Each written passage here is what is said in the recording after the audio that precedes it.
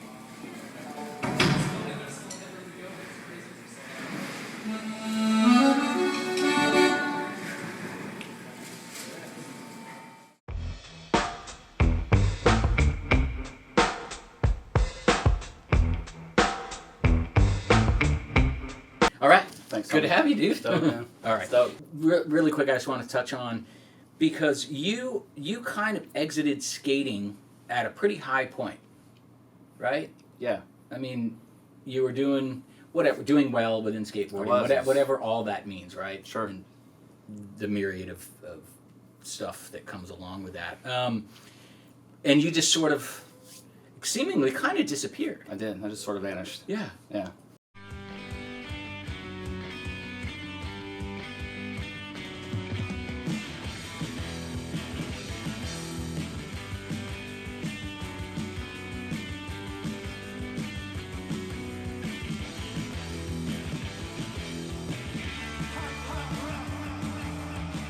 What gives?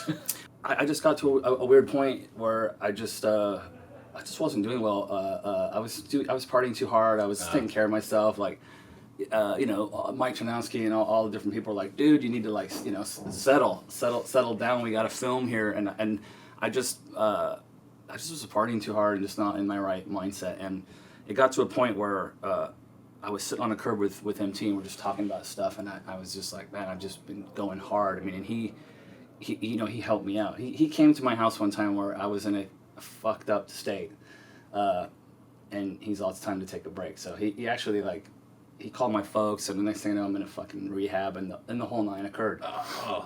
And which is not, I don't, that's not something I like fucking, dude, check this out, it's rad. But it didn't go well. So anyways, after that, I just kind of needed a break just from myself, just everything. So I sat on a curb with him, and he's all, maybe just, dude, I love you. You're still on Plan B. You're still part of our family. You're part of this whole thing. Just bail and just do your thing for a little bit. So I was like, I remember just sitting on that curb in Mira Mesa somewhere, and just like, I think I'm gonna do that, which is berserk in retrospect because I'm like, I was doing pretty well and things were looking really rad, and I just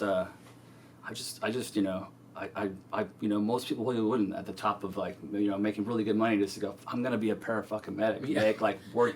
I'm gonna be an EMT. I'm gonna make less than minimum wage in Chicago.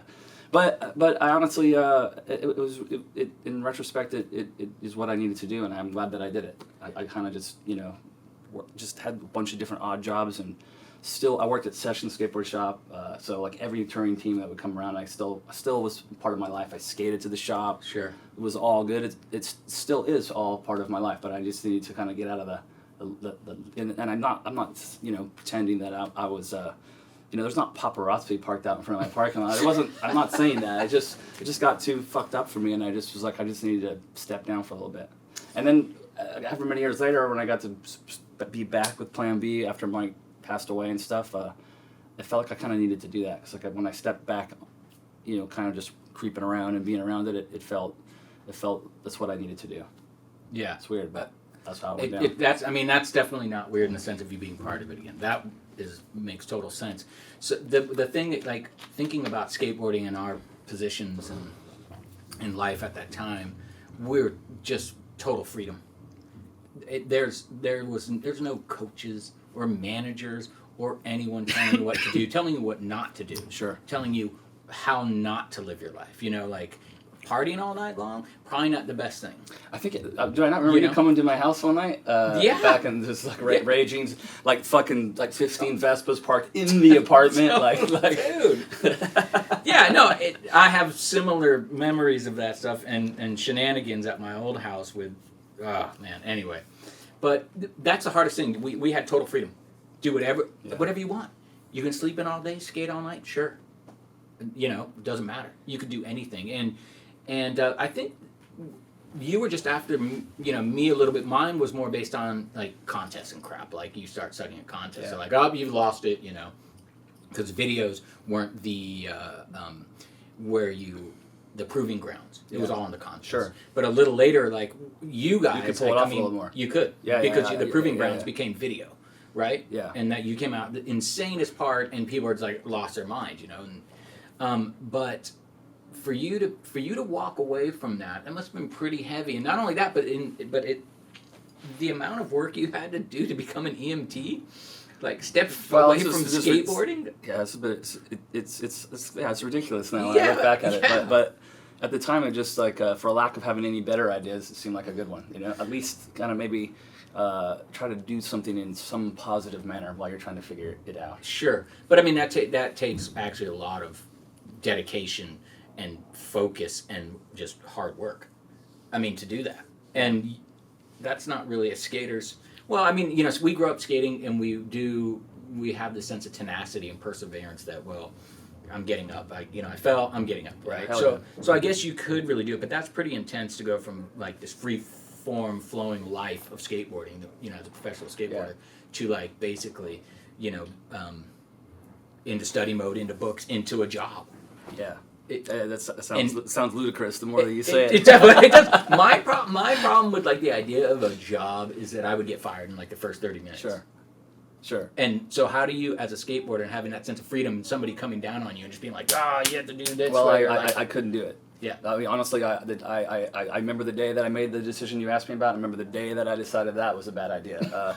I was working in the emergency room in Chicago, and some poor woman came in, and she was she'd been like beat up by her fucking old man, and she was bleeding out of her. She was pregnant, so she was bleeding out of her fucking region, and it was all fucked up. And then he, you know, you're just coming in there to help her, and then all of a sudden he comes in and he's trying to fist fight her right in front of me, kick the baby. You know what I mean? It was like, oh my god. I just lost my mind, and I started to like, and I'm not a street fighter crazy fucker, but I tried to get at the guy, and it turned into some like melee, and then like after it was all over, security came, kicked his ass, arrested him, all the shit went down for, you know, I mean, because he's trying to kill a pregnant lady. This is fucking insane. But the nurse is like, you're out of here, get the fuck out of here. You don't have the temperament for this. Like you're not trying to fight that guy. You're trying to save her. And I recognized that, and I was like, "You are absolutely right. This is not for me." So, I went back to the bar in Chicago, had a couple of beers, and then just try to do a different path. Well, I ended up going to the Art Institute of Chicago, which was like much more my speed. Yeah, I don't want a 9-to-5 job, you know, at all, and you know. That time was weird for me, and it was like there's parts of that have taught me a lot about myself and the world, and I'm glad that I did it. But I'm not, you know, I can't wait I don't want to do that very many more times in my life. Step on my dick how many more times before you figure it? I don't want to do that, you know. I try to stay clear of that, and like we said earlier, I've just been lucky and blessed to have mostly, you know, rolling on 4 wheels and playing music for most of my life now. So if I can keep that trucking, I'll be very happy. You'll be good. All these things that you've done, though, without them, you probably wouldn't be in the position you're in now. You know, there's a reason why you do these things in life, and you have these moments and these experiences to probably help you figure out what you do want to do. Yeah. Right. Sure. And find your path. I didn't know you went to the Art Institute too. Yeah, it was great. Nice. How many years were you there for? Honestly, I was there for 1 year. Yeah. And I loved it. I mean, immediately it was like, okay, this is definitely my zone, and especially coming from skateboarding, you know, it's all just like, it's right there. Totally. I feel like short of a curb and a ramp. And it slamming. just felt very natural. Yeah. It felt just natural to be there. But a year into it, I got the phone call from Danny, and he said Mike got killed in the car accident, and the next thing I know, Danny's like, "Can you come out to the funeral?" Like, fuck, of course I can, because in my apartment at the time, like the biggest piece of furniture I had in it was a billiard table that Ternowski had bought me, like with and like I actually had like he'd sent me like Plan B. Like shirts to wear when I'm playing pool and stuff. He kept me part of the gig. This is ridiculous. So that was, I'll just never forget that. It was a terrible fucking phone call to get from Danny. I'm like, yeah, I'll be there, immediately. So when I went there, I met everybody, and long story short, I ended up just like quitting school and moving back and trying to help Mary and just whatever. Mike always had my back, regardless from my insanity, Yeah. And he called me once a week when I was in Chicago. Just checking in. Yeah, it's what's up, coming in or whatever. Rocco's coming next week or whatever it is. He kept me in the loop, so because he cared for me enough to be the only guy knocking on my door going, okay, it's time. Yeah. So, So then you came back after that, and you were helping out, just get affairs in order and whatnot. Honestly, I just told Mary and Danny, just like whatever it is you'd like me to do, I'd like to do it. And I kind of just was like a team manager, and now I was like, however short a time or how much time that had gone by, I'm find myself in the same fucking van again, following the world van and playing paintball at 80 miles an hour against a world industry guy. So it felt really natural, and again we would stop and do demos, and that world just it's just been most of my life spent that way. So I was like, this is my comfort zone. Back in the frying pan. Psst. But you're the TM, so I've done one TM bit stint in my time, and yeah, I see that. See, it's like gray in your beard. Yeah, right there, right? yeah, and I'm not good at it because, let's just say that. Oh, dude, it's so much easier to sit in the back of the van and go, look, I'm hungry now. Where's my hotel room? Yeah, What's dude, up? Like, yeah, I need a shoelace. Where's a banana peel? When you're the head of the shit, it's a way different story. Oh well, I mean, I think so many skaters grow up just latchkey kids, just like on their kind of own and make their own way. But to have people complaining about just the most benign shit is just annoying. Yeah, I'm like, you guys are almost adults. Some of them are teenagers, but you're like, but you guys over 18, you're adults. Yeah. I don't care, man. It's like, here's your ticket. Harden up a bit. Yeah. Here's your ticket. We'll see you in Germany. I don't know what to tell you if you're not back here at the train station by set time. Yeah, you're a full-grown man now, so it's time to time to step into those shoes, man. So being a TM, so you come back and then you're like in a TM mode, and how was that for you? Honestly, because of all the kind of like the traumatic weirdness that had occurred already, in a mostly good way, but I'm back and it's just like, it's all just trippy, and now it felt really good. I mean, like you just said, like, I didn't like to be the, like the end of the night, like everybody's wasted, we're at some party, and then we're going to skate some ditch, and it's me that's it's in charge of everything, and I'm like, I keep on trying to talk to the guys that are, the dills at the time and stuff that were underage or supposedly like, dude, can you drive the van, because the TM I'm going to get lit up here, like, it's crazy, so, but it was, I have nothing but great memories. I mean, it was just fun, and it was fun to be back on a skateboard and just to be back kind of like, back in the crew, and just bigger than just the Plan B crew, but just skateboarding in general felt really nice just to be back home, kind of in a weird way.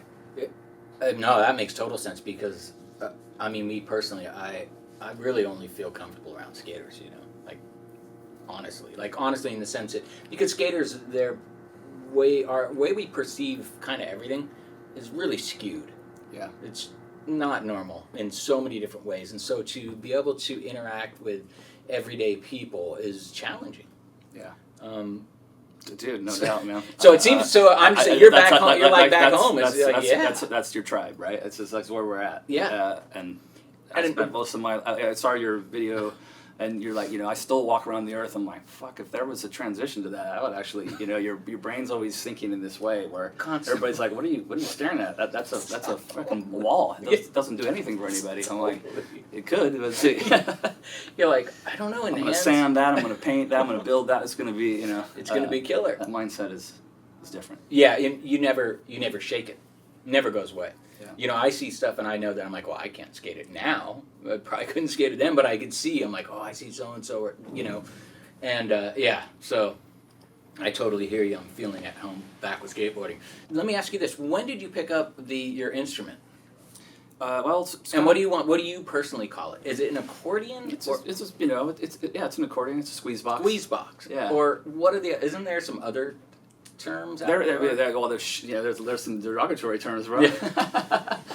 Shit box. I mean, a lot of people will say, there's a bunch of different derogatories, but those are the two terms. And generally, accordion is mostly considered to be a piano accordion, and a squeeze box is a button accordion, mostly. Okay, I got you. And keys you know, and disposable buttons. Yeah. So I started playing that. I want to say in 93, 94. I got an accordion. Okay.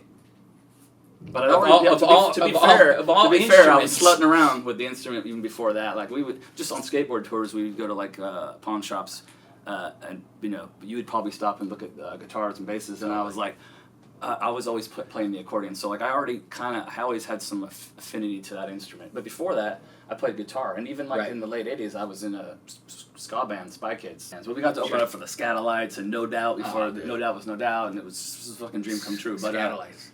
That's all you have to say. Yeah, that's pretty much it. Yeah. End of. Done. We're done here.